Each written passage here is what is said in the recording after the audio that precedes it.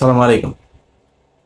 ভারতের সাথে বাংলাদেশের যেই ভারতের একপাক্ষিক আগ্রাসন চলছে, এটাতে বাংলাদেশের একটা লাভ হয়েছে।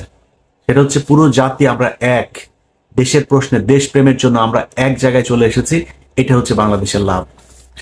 আর ভারতের কিছু মূর্খ ধর্মান্ধ যেসব এই যে বিজেপি আরএসএস যেগুলো আছে, শুভেন্দু অধিকারী সহ যারা এইসব করছে, ওদের তো বাথরুম করার পায়খানা নাই, কয়দিন হাগার জন্য গুও থাকবে না পেটের মধ্যে। কারণ খাইতে পাবে না, তো গু কোত্থেকে আসবে? হাগারও দরকার হবে না, বাথরুমেরও দরকার হবে না। আমাদেরকে থ্রেট করা হচ্ছে, ট্রিটমেন্ট দিবে না, ওদের হোটেলে আমাদেরকে থাকতে দেবে না। আলহামদুলিল্লাহ, আমি খুব খুশি হয়েছে যে বাংলাদেশের মানুষ ওই দেশে ঘুরতে যাবে না। পাকিস্তানে ঘুরতে যাব, অনেক সুন্দর সুন্দর জায়গা আছে পাকিস্তানে। পোর্ট এন্ট্রি ভিসা নিয়ে যাবেন, এইখানে কোনো ভিসা টিসা লাগবে না, ঢুকে যাবেন, ঘুরে টুরে চলে যাবেন। পাকিস্তানের ভাইয়েরা আপনাদেরকে আদর আপ্যায়ন করবে। সো পাকিস্তান যাবেন। যারা ব্লগ করেন, বিভিন্ন ইন্ডিয়ান জামা কাপড় নিয়ে করতেন, কসমেটিক্স নিয়ে করতেন, পাকিস্তানের জামা কাপড়ের মান অনেক ভালো। বিভিন্ন প্রোডাক্ট, বিভিন্ন ইলেকট্রিক সামগ্রী আমরা পাকিস্তান থেকে আনবো, ইন্ডিয়া থেকে আনবো না। আমি বাংলাদেশের যারা কিনা বিজনেস করেন তাদের কাছে অনুরোধ থাকবে পাকিস্তানের সাথে সম্পর্ক আরো সুদৃঢ় করার। গ্যারান্টি দিলাম, এই বাংলাদেশের উপরে যদি কোনো বিদেশি আগ্রাসন, যে কোনো পৃথিবীর যেই দেশেরই আগ্রাসন আসুক, সবার আগে বাংলাদেশের মানুষের সাথে পাকিস্তান দাঁড়াবে। অতএব তাদের অর্থনৈতিক যে ভিত, সেটা মজবুত করার জন্য আমরা তাদের কাছ থেকে জিনিস কিনবো, আমাদের জিনিস তারা কিনবে। তাদের সাথে সাংস্কৃতিক, অর্থনৈতিক, রাজনৈতিক সব ধরনের একটা সম্পর্ক হইতে হবে। 1971 সাল ইজ গন, আমরা 71 সাল নিয়ে তাকাই না। 71 সালের মতো বাংলাদেশ পাকিস্তান জীবনে কোনোদিন আলাদা হবেও না। এটা একসাথ করার সময় ব্রিটিশদের চাল ছিল, একটার ওই মাথায় একটার এই মাথায়। সো এটা এমনিতেই আলটিমেটলি থাকতো না। আমরা এখনো এক হইতে চাই না, কিন্তু সম্পর্কটা মজবুত হইতে হবে। আমার দেশে কোনো সমস্যার জন্য যাতে পাকিস্তান তাদের পারমাণবিক অস্ত্র থেকে শুরু করে যা যা প্রয়োজন, সেটা যাতে আমরা মনে করতে পারি এটা আমাদের, এবং ভারত সেটার জন্য যেন ভয় পায়, আমাদের সেই সম্পর্কটা তাদের সাথে থাকতে হবে। অতএব আমরা পাকিস্তান যাব। যারা চিকিৎসক, আপনাদের কাছে অনুরোধ, আমাদের এখন সবচেয়ে বড় সমস্যা যেটা আমরা মনে করছি, যে না পারতে অনেক মানুষকে ভারতে যেতে হয়। আপনাদের বাংলাদেশের চিকিৎসকদের কাছে হাত জোর করে অনুরোধ করছি, বাংলাদেশে অনেক খারাপ ডাক্তার আছে, অনেক খারাপ হাসপাতাল আছে, অনেক ভালো মানুষও আছে। অতএব ভালো মানুষ, ডাক্তার যারা আছেন, ভালো মানুষ, বিজনেসম্যান যারা আছেন, আপনাদের কাছে অনুরোধ, গাজীপুর, নারায়ণগঞ্জ, সাভার, অন্তত এইসব জায়গাগুলোতেও, বিভাগীয় শহর, এই জায়গাগুলোতে যদি বড় বড় কিছু ভালো ভালো হসপিটাল করেন, যেটার এই ডাকাতি করবে না, রিপোর্ট করার নামে, টেস্ট করার নামে মানুষের গলা কাটবে না, এরকম অন্তত সারা বাংলাদেশে 10 জন মানুষ কি আপনারা নাই? 10 জন মানুষ 10টা জায়গায়, বিভাগীয় শহরগুলো সহ, ঢাকার এই শহরতলি জায়গাগুলোতে কয়েকটা হাসপাতাল করেন। আমার বিশ্বাস বাংলাদেশের মানুষ এখানে যদি ভালো ট্রিটমেন্ট পায়, তাহলে বিদেশে যাবেন। আপনাদের কাছে অনুরোধ, ডাক্তারদেরকে এগিয়ে আসতে হবে। সো আপনারা এটার ব্যবস্থা নেন।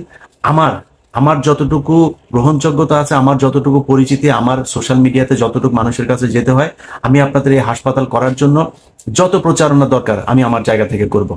সবগুলো ক্ষেত্রে আমি আপনাদের সাথে থাকবো। আপনাদের কাছে অনুরোধ, এই চিকিৎসা খাতটাকে একটু বাঁচান, বাংলাদেশের মানুষ যাতে আর ইন্ডিয়াতে চিকিৎসার জন্য যেতে না হয়। অতএব আমরা যেই অবস্থাটা দেখছি, এটাতে আমার বিশ্বাস ভারতের এখনো ক্ষতি হচ্ছে, সামনেও ক্ষতি হবে। কারণ আমাদের ভেতরে যে দেশপ্রেম, যে ভারত বিরোধী আমাদের যেই মানুষের ভেতরে একটা সেন্টিমেন্ট তৈরি হয়েছে, সেটাকে তারা আরো পোক্ত মজবুত করছে, শুধু একটা দল ছাড়া, সেটা হচ্ছে এই আওয়ামী লীগ। অতএব ওদের বাপের জন্ম হয়েছিল অবৈধভাবে, ওর বাপের ইয়ে হচ্ছে ইন্ডিয়ানরা, আর ওদের ভিতরে রক্তটাও ঢুকে আছে। ওইটা যত আওয়ামী লীগ যারা করে সবগুলি হচ্ছে গিয়া ওদের এই রক্ত হচ্ছে গিয়া, মানে ওরা সব জাউরা। এই জাউরাদেরকে কোনোদিন আপনি পাবেন না। এখনো পর্যন্ত তেনা পেঁচায়া পুচায়া ওদের গ্রুপগুলোতে, আমার আগের প্রোগ্রামটা করেছি না, সেখানে আমি তো ওদের গ্রুপের মধ্যে ছিলাম।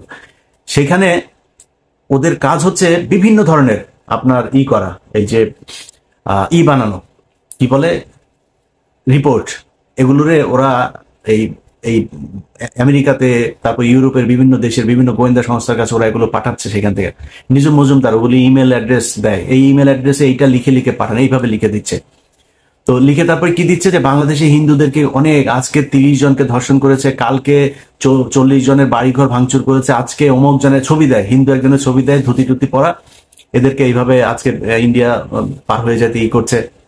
তো অন্যান্য দেশের গোয়েন্দা সংস্থা তারা তো আর মানে কচু খায় না, তাই না? তারা তো জানে, তারা তো তথ্য নিবে, তারা তদন্ত করবে, করে দেখবে না এগুলো কি হচ্ছে, এগুলো করছে। আমি বাংলাদেশের হিন্দুদের কাছে অনুরোধ করব, হিন্দুরা আসলে, আপনাদেরকে কোনো কিছু চাপ দিয়ে বলানো হচ্ছে না, আসলে আপনারা হিন্দুরা কেমন আছেন? আপনাদের উপরে আমাদের মুসলমানদের ধর্মীয় কারণে আসলে কি আপনাদেরকে টর্চার করা হয়? আমি ইলিয়াস বললাম, যদি করা হয় প্লিজ আমাকে বলবেন, আমি আপনাকে লাইভে নিয়ে আসবো, সারা বাংলাদেশের মুসলমানদের কাছে বিচার চাইবে একজন হিন্দুকে কেন এভাবে টর্চার করা হয়। ইসলাম যদি কেউ প্রতিষ্ঠা করতেও চায়, জোর করে আপনার প্রতিষ্ঠা করা না, ইসলামের সৌন্দর্য দিয়েই আপনাকে আকৃষ্ট করা হবে। সো আপনার যদি মনে হয় যে আপনাকে মুসলমানরা টর্চার করে, আপনি আমাদের বলেন, আমরা আপনার পাশে দাঁড়াবো। আমি কথা দিচ্ছি, অনেক মানুষ হয়তো মনে করেন আমি খুব হিন্দু বিদ্বেষ, আর ভাই আপনার বিদ্বেষ দিয়ে আমি কি করবো? বাংলা পৃথিবীর মধ্যে 180 কোটি 200 কোটি মুসলমান, এত মুসলমান দরকার নাই তো ভাই, বহুত মুসলমান আছে, মুসলমানরাই ইসলাম পালন করেন। আপনি হিন্দু কোন ধর্ম পালন করলে আমার সমস্যা আছে না, আপনি আপনার ধর্ম করেন ভাই, আমি আমার ধর্ম করবো। আমি আমার ধর্মের সৌন্দর্যটা, আপনার সাথে যদি ওইরকম সম্পর্ক হয়, আমি বলবো যে ভাই আমার ধর্মটা এই, আপনার ভালো লাগলে আপনি ডিসিশন নিয়ে নেবেন আপনি কোন ধর্ম পালন করবেন। সো আপনাদেরকে জোর করে কেউ ধর্ম পালন করাইতে যাবে না, এবং ধর্মের কারণে বাংলাদেশে কোনোদিন কোনো হিন্দুর উপরেই করে না। যদি সত্যবাদী হয়ে থাকেন তাহলে স্বীকার করবেন, এই বাংলাদেশে সবচাইতে বেশি নির্যাতন হিন্দুদের উপর করেছে আওয়ামী লীগ। অতএব সাধারণ হিন্দু আপনারা যারা আছেন, আপনাদেরকে বলবো আপনারা সারা দেশের সবাই মিলে একটা সমাবেশ করেন, ঢাকাতে একটা ডেট দেন, আপনারা ওই সমাবেশে আসেন, আপনাদের সাথে আমাদের লোকজনও থাকবে আপনাদের সাথে সংহতি জানানোর জন্য। সারা পৃথিবীকে আপনারা জানিয়ে দেন যে বাংলাদেশের হিন্দুরা আসলে কেমন আছে। তারা ভারতের বিভিন্ন গণমাধ্যম দিয়ে সবচাইতে স্পর্শকাতর একটা খবর, আমি সেটা করতে পারি নাই, সত্যতা যাচাই করতে পারি নাই, তাদের ওইখানে লেখালেখি হচ্ছে ডেইলি স্টার যেহেতু ইংলিশ পত্রিকা, ওদের ওইখানে কিছু পত্রিকা নাকি তারা ছাপছে, যেটা তাদের ছাপাখানায় এটা করা হচ্ছে, যেটা বাংলাদেশে যে কপিটা যাচ্ছে ওই কপিটা না, আলাদাভাবে তারা 100 করে কপি ছাপছে, যেই কপিগুলো পৃথিবীর বিভিন্ন জায়গায় দিচ্ছে। ওই কপিগুলোর ভেতরে তারা এই হিন্দুদের উপরে খুব টর্চার হচ্ছে, সব ঠিক থাকছে, এই দিকের পেজ ওই দিকের পেজ সব ঠিক রেখে শুধুমাত্র হিন্দুদের কিছু নিউজ, এই সংখ্যালঘুদের উপর নির্যাতনের কিছু নিউজ সেখানে ঢুকিয়ে দেওয়া হচ্ছে।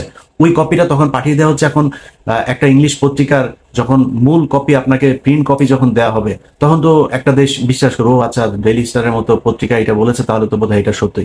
এটা করা হচ্ছে, আমি মনে করি গোয়েন্দা সংস্থার এটা যাচাই করে দেখা উচিত।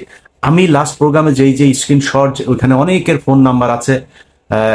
লেফটেন্যান্ট কর্নেল রেদওয়ানকে শুনলাম গ্রেপ্তার করা হয়েছে, জেড খান পান্না তাকে গ্রেপ্তার করা উচিত। যে ফোন নাম্বারগুলো, বাংলাদেশি ফোন নাম্বারগুলো যেখানে দেওয়া আছে, অনেকের ছবি অনেকের ভিডিও সেখানে প্রচার করা হয়েছে, আপনাদের উচিত তাদেরকে ধরে জিজ্ঞাসাবাদ করা। পরবর্তীতে আমরা 10 তারিখের একটা ষড়যন্ত্রের কথা 8 তারিখে প্রচার করেছিলাম, 30 তারিখেটা 29 তারিখে প্রচার করেছিলাম। সামনে হয়তো এরকম অনেক কিছু হবে, সেটা আমি জানবো না, প্রচার হবে না, প্রকাশ পাবে না, তখন তারা একটা বিশৃঙ্খলা তৈরি করার চেষ্টা করবে। সো আমি মনে করি যে আপনাদের উচিত এই বিষয়গুলো, খুব গোয়েন্দা সংস্থা বিশেষ করে এই ব্যাপারে তৎপর হওয়া উচিত। তারা কি করছে, এই কারা কারা ছিল, এই নাম্বারগুলো কাদের কাদের, তাদেরকে ধরা উচিত। যাই হোক, আমরা অনেকের কাছেই শুনি যে বর্তমান সরকারের সময়ও আমরা অনেক সমালোচনা করছি। এই সমালোচনা কেন? আমি আমার কথা বলি আর কি, আমি আসলে কোনো দলের কাছ থেকে সুবিধা পাওয়ার জন্য এই 5 বছর এত ঝুঁকি নিয়ে এত কিছু করি নাই। এখন আমি ধরেন ডক্টর আসিফ নজরুলের বিরুদ্ধে কথা বলেছি, আমি বিএনপির ফখরুলের বিরুদ্ধে কথা বলেছি। এখন আমি যদি বাংলাদেশে যাই, আমার কি করবেন? আমারে মানে মেরে ফেলবেন, আমার জেলখানায় নিয়ে ঢুকাবেন না তো? আওয়ামী লীগের সময় তো এর চেয়ে ভয়ঙ্কর অবস্থা। আমি বাংলাদেশে যাওয়া মানে আমি ডেড, মানে শুধু মারা যাওয়াই অন্য জিনিস, মানে মারা যাওয়ার আগে যে আমার উপরে কত টর্চার চলতো সেটা আপনারা অনুমান করতে পারেন। ওই সময় ভাই কথা বলেছি, আর এখন আমার কি করবে বাংলাদেশে গেলে, কিসের জন্য কথা করতে হবে, আপনারা ভয় পাইতে হবে? সো আমি মনে করি ফখরুল ইসলাম কিছু কথা বলেছে, এই কথাগুলো বিএনপির কথা না, কারণ বিএনপির তারেক রহমানও এই কথা কোনোদিন বলে নাই, বিএনপির কোনো সাধারণ কর্মীও এই কথা কোনোদিন বলে নাই। সো এই মির্জা ফখরুল ইসলাম আলমগীরের অনেক কথাবার্তা, এগুলোকে ঠিক করতে হবে। ইসকনের ব্যাপারে, ইসকন নামটা মুখে আনতে আপনার মির্জা ফখরুলের মনে হয় লজ্জা লাগছিল, তার খালি মায়া লাগে আওয়ামী লীগের জন্য। বিএনপির কর্মীদের উপরেও সে চড়াও হয়, বিএনপির কর্মীরা একটু স্লোগান দিলে সে স্টেজে খেপে যায়, তার সাথে কেউ একজন দেখা করতে গেলে সে খেপে যায়।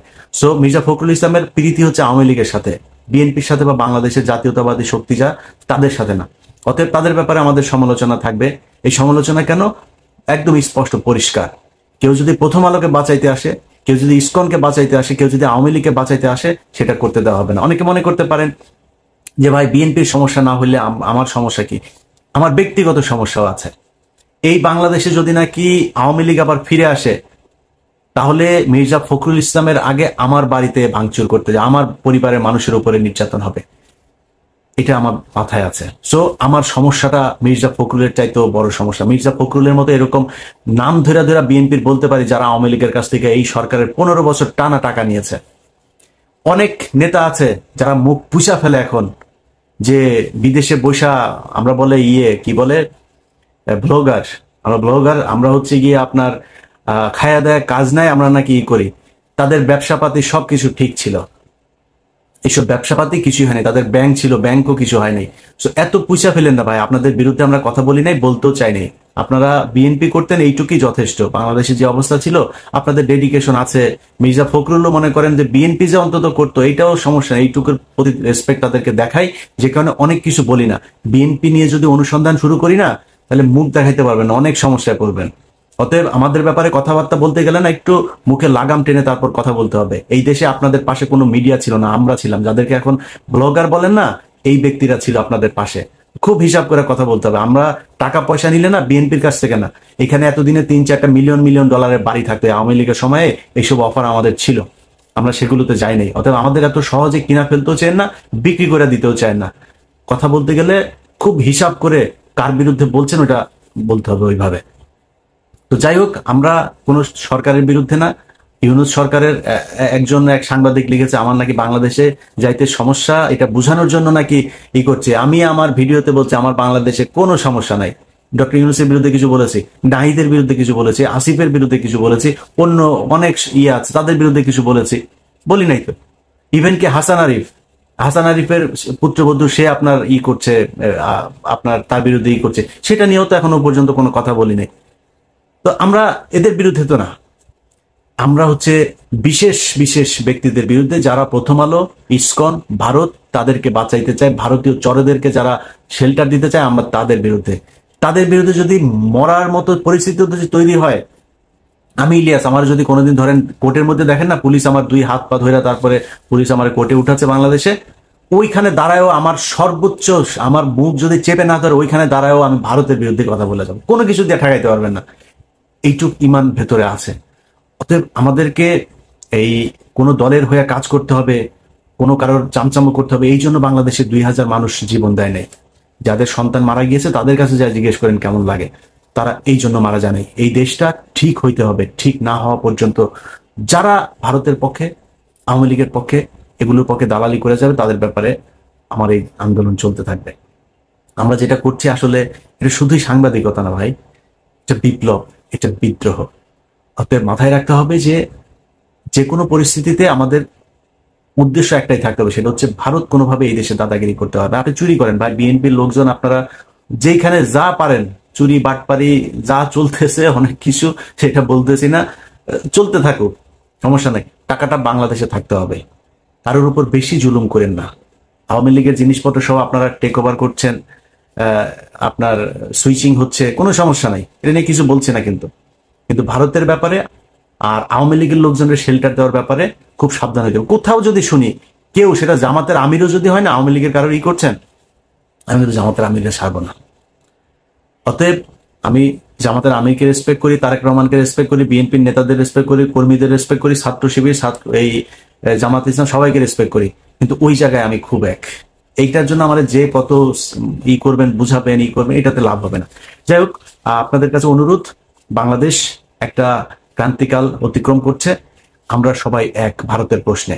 এই যে সরকার আছে বর্তমান, এই সরকারের সাথে যত দিক থেকে যা তাদের ব্যাপারে যত সহযোগিতা প্রয়োজন আমাদেরকে বলবেন, আমরা সব দিক থেকে আপনাদের পাশে আছি। বাংলাদেশের মানুষ আপনাদের পাশে আছে, বাংলাদেশ সেনাবাহিনী আপনাদের সাথে, বাংলাদেশের মানুষ আছে। যদি যুদ্ধ বাদে আপনাদের গোয়েন্দা তেমন তথ্য যদি থাকে ভারত আমাদের উপর আক্রমণ করবে, আগেও বলেছি, আপনারা বাংলাদেশের জনগণকে ট্রেন আপ করেন, অস্ত্রের জন্য যেটা প্রয়োজন, যেখান থেকে অস্ত্র আনার প্রয়োজন হয় সেটার জন্য দ্রুত তড়িৎ ব্যবস্থা নেন।